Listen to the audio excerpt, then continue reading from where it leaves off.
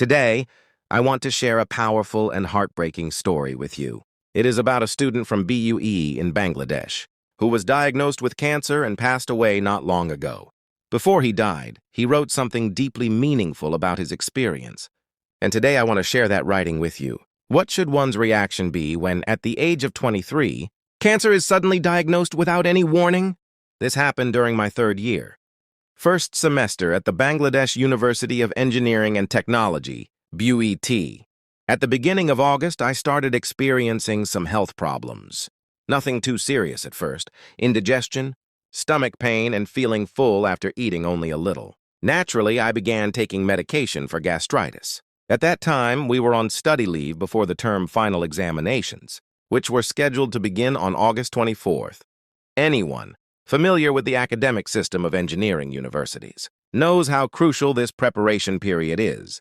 The entire term syllabus often needs to be completed within just 2 or 3 weeks, especially for students like me who had spent most of the semester procrastinating rather than studying. Unfortunately, I ran into an unexpected problem right before the exams. After taking gastric medication for almost 2 weeks with no improvement, I turned to my older sister and brother-in-law, who are both doctors.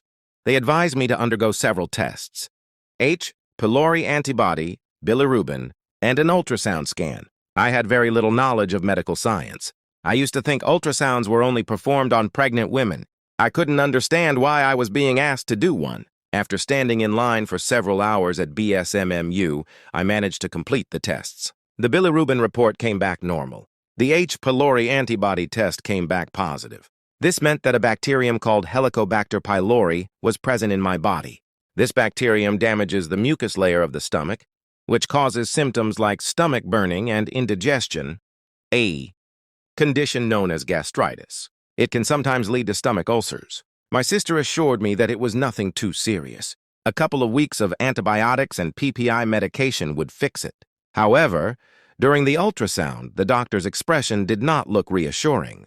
He seemed confused. After the test, he informed me, still with a puzzled tone, that I had pleural effusion and ascites. I had absolutely no idea what either of those meant. Still, I quickly memorized the names so I could inform my sister. When I called her and told her, she sounded extremely surprised. She told me to prepare myself because more tests would be required. What a disaster! My exams were just a few days away. Was this really the time for all these tests? I had already come reluctantly for these few tests. But my sister's voice sounded serious. When you know nothing, your best friend becomes AI. So I asked ChatGPT what those conditions actually meant. I learned that both conditions are essentially forms of fluid accumulation. One refers to fluid buildup around the lungs, and the other refers to fluid accumulation inside the abdominal cavity. Apparently, I had fluid in both places. ChatGPT also informed me that at my age, these symptoms often indicate tuberculosis. As far as I knew, tuberculosis was a lung disease. If that was the case, fluid accumulating around the lungs made sense. But why would fluid gather in the abdominal cavity? Later, I learned that tuberculosis can spread from the lungs to other organs.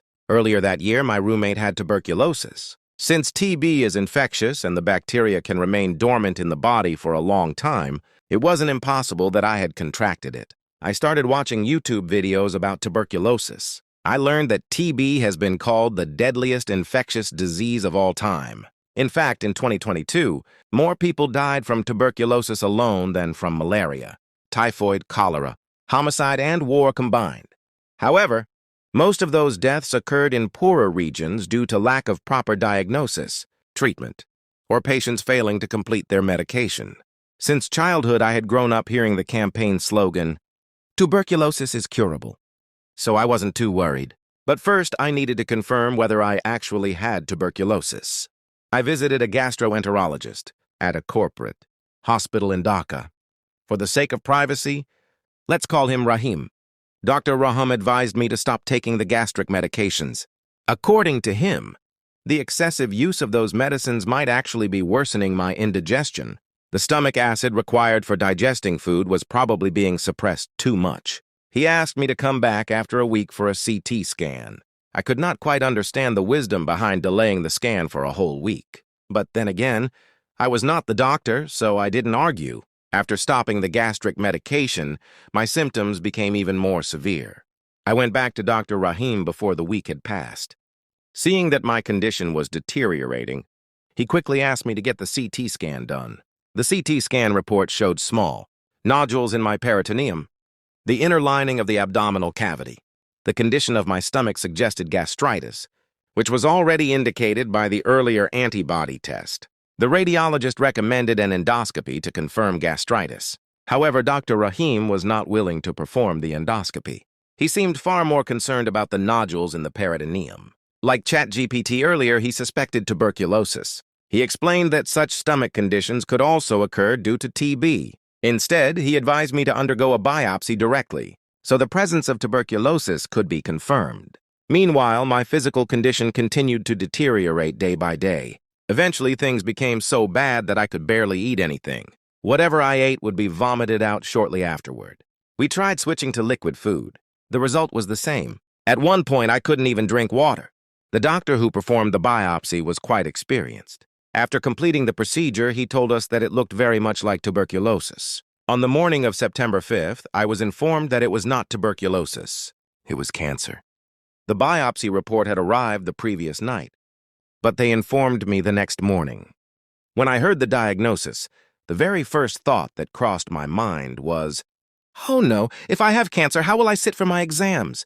In Franz Kafka's famous story, The Metamorphosis, the main character, Gregor Samsa, wakes up one morning to find that he has turned into an insect. Yet his reaction is not horror or panic. Instead, he thinks, "Oh no, what has happened to me?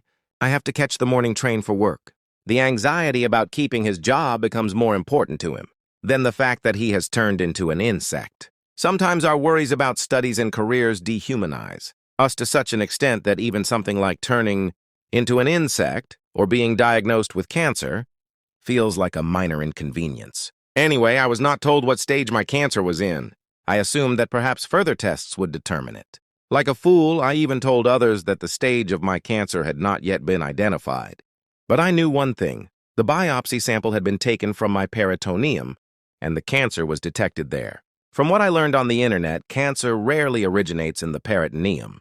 If cancer cells are found there, it usually means the cancer has spread from its primary source. And once cancer spreads from its original site, it is considered stage 4 cancer. Stage 1 for cancer is generally not curable. I also looked up some statistics about the disease.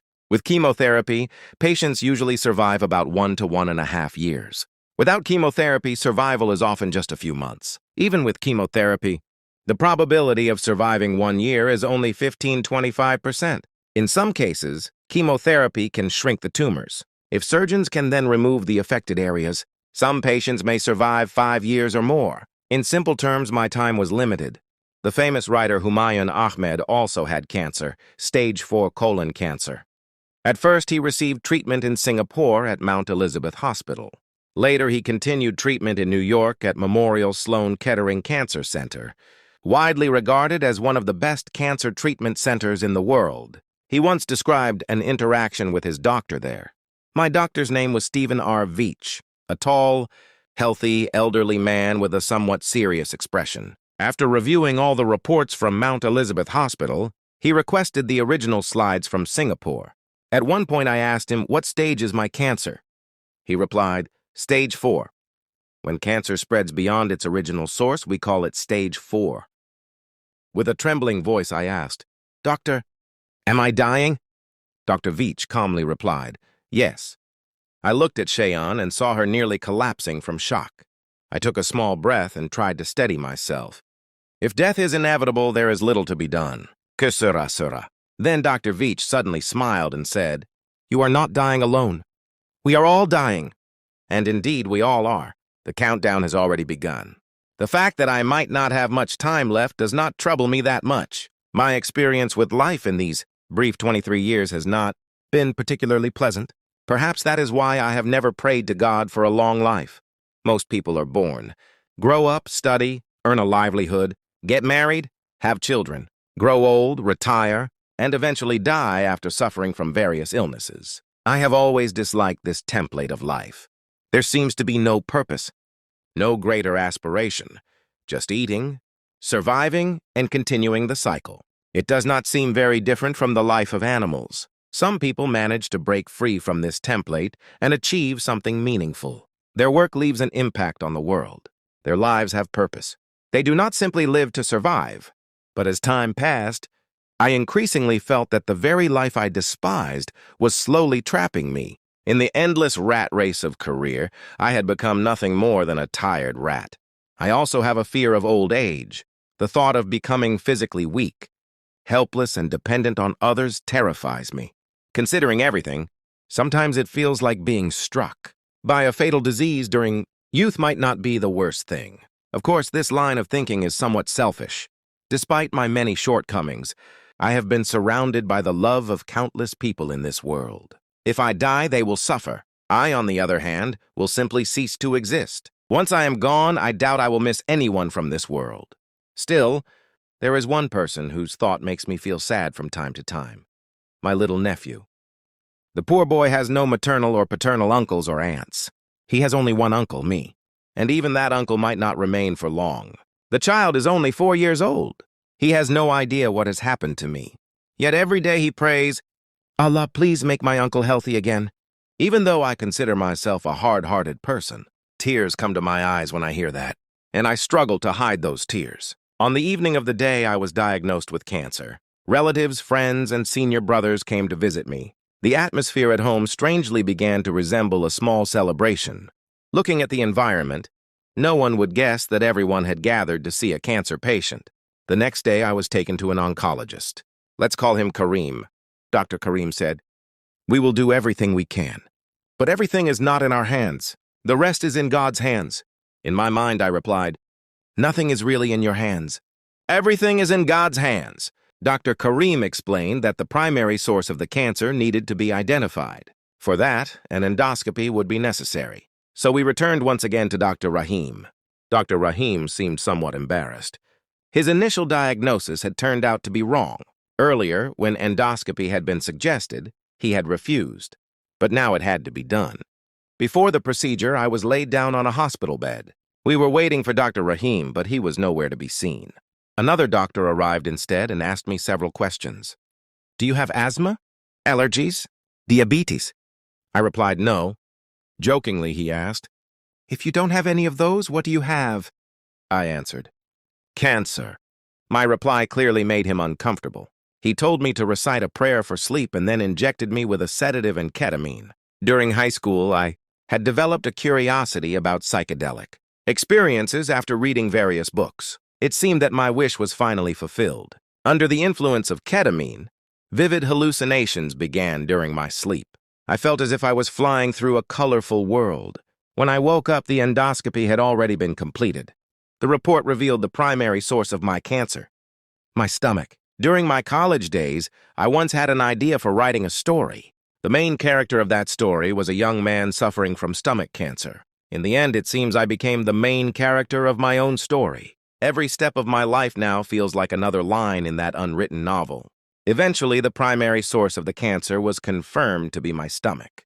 From that point onward, everything started moving very quickly. Doctors said that chemotherapy needed to start as soon as possible. Without treatment, the disease would progress rapidly. The plan was to begin chemotherapy in Bangladesh. But there was a problem. Many people advised my family that if possible, treatment should be done abroad, especially in India, where cancer treatment facilities are often more advanced and comparatively affordable. After discussing with relatives and well-wishers, my family decided that I should go to Chennai for treatment. The hospital chosen for my treatment was Apollo Cancer Center. However, there was another major obstacle. Cancer treatment is extremely expensive. Even the initial cost estimates were far beyond what my family could easily afford. At that moment, something remarkable happened. Friends, seniors, teachers, and even many people who barely knew me began to help. Some people donated money. Others shared my story online and encouraged people to support my treatment. Within a very short time, a fundraising effort began to grow. Seeing so many people come forward to help me was both overwhelming and humbling. I had always believed that I was just another ordinary person in this vast world. Yet suddenly, I realized that so many people cared about my survival. Their kindness placed a strange kind of responsibility on my shoulders.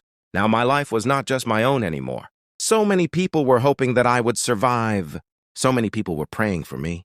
And suddenly, for the first time since the diagnosis, I felt something I had not felt before, a desire to fight. If everything went according to plan, I would soon travel to Chennai and begin treatment at Apollo Cancer Center. No one knew what the future would hold. Cancer is unpredictable. Some people survive against all odds, others do not.